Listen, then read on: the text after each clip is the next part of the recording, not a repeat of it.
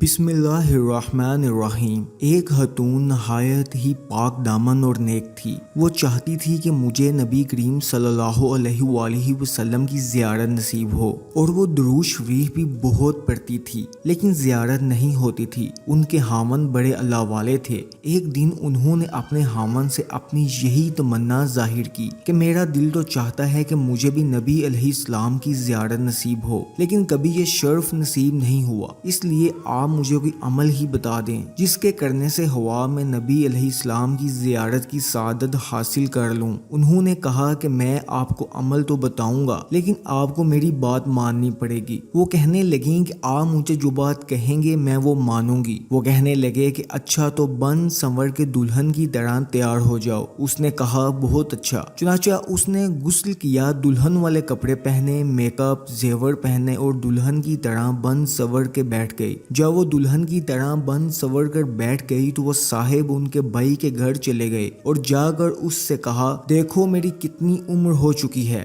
اور اپنی بہن کو دیکھو کہ وہ کیا بن کر بیٹھی ہوئی ہے۔ جب بھائی گھر آیا اور اس نے اپنی بہن کو دلہن کے کپڑوں میں دیکھا تو اس نے اسے ڈانٹنا شروع کر دیا کہ تم کو شرم نہیں آتی؟ کیا یہ عمر دلہن بننے کی ہے؟ تمہارے بال سفید ہو چکے ہیں، تمہاری کمر سیدھی نہیں ہوتی اور 20 سال کی لڑکی بن کر بیٹھی ہوئی ہے۔ اب جب بھائی نے ڈانٹ پلائی تو اس کا دل ٹوٹا اور اس نے رونا شروع کر دیا، حتیٰ کہ وہ روتے روتے سو گئی۔ اللہ کی شان دیکھیے کہ اللہ رب العزت نے اسے اسی نیند میں اپنے محبوب صلی اللہ علیہ وآلہ وسلم کی زیارت کروا دی۔ وہ زیارت کرنے کے بعد بڑی خوش ہوئی، لیکن خاوند سے پوچھنے لگی کہ آپ نے وہ عمل بتایا نہیں جو آپ نے کہا تھا، اور مجھے زیارت تو ویسے ہی ہو گئی۔ وہ کہنے لگے، اللہ کی بندی یہی عمل تھا، کیونکہ میں نے تیری زندگی پر غور کیا، مجھے تیرے اندر ہر نیکی نظر آئی، تیری زندگی شریعت و سنت کے مطابق نظر آئی۔ البتہ میں نے یہ محسوس کیا ہے کہ میں چونکہ آپ سے پیار محبت کی زندگی گزارتا ہوں، اس لیے آپ کا دل کبھی نہیں ٹوٹا۔ اس وجہ سے میں نے سوچا کہ جب آپ کا دل ٹوٹے گا تو اللہ تعالیٰ کی رحمت اترے گی اور آپ کی تمنا کو پورا کر دیا جائے گا۔ اسی لیے تو میں نے ایک طرف آپ کو دلہن کی طرح بن سنور کر بیٹھنے کو کہا اور دوسری طرف آپ کے بھائی کو بلا کر لے آیا۔ اس نے آ کر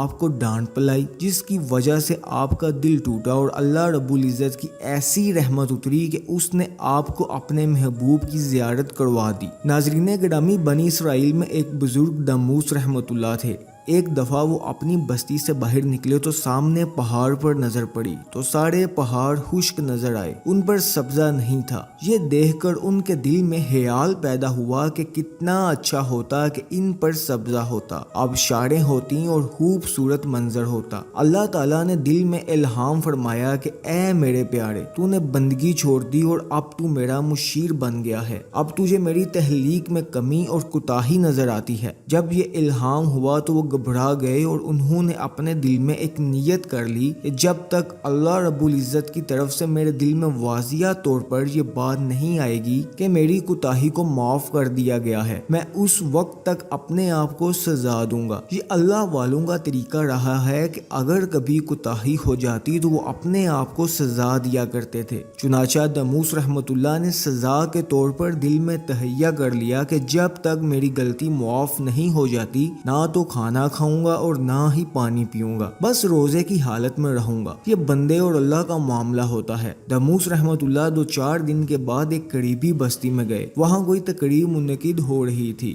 بستی والوں نے کھانا وغیرہ پکایا ہوا تھا۔ جب دسترخوان لگا تو لوگوں نے ان سے کہا کہ آپ بھی کھائیں۔ انہوں نے معذرت چاہی، مگر کچھ لوگ پیچھے ہی پڑ گئے کہ جی آپ ضرور کھائیں۔ انہوں نے کہا کہ نہیں، مجھے کھانا نہیں کھانا ہے۔ ان میں سے ایک نے پوچھا کہ آخر وجہ کیا ہے؟ انہوں نے وجہ بتا دی کہ مجھ سے یہ کوتاہی ہوئی ہے، اور وہ کہنے لگے جناب یہ کوئی اتنی بڑی بات نہیں، ہم سب بستی والے مل کر اس گناہ کا عذاب بھگت لیں گے، آپ کھانا کھا لیں۔ کہنے والوں نے جیسے ہی یہ کہا تو اللہ تعالیٰ نے فوراً دموس رحمۃ اللہ کے دل میں یہ الہام فرمایا کہ میرے پیارے آپ اس بستی سے فوراً نکل جائیں۔ چنانچہ جیسے ہی وہ نکلے، اللہ رب العزت نے اس بستی والوں کو زمین کے اندر دنسا دیا۔ ناظرین گرامی، ہماری اس ویڈیو کو لائک کیجئے اور اس چینل کو سبسکرائب کر دیجئے۔ جزاک اللہ، اللہ نگہبان، اللہ حافظ۔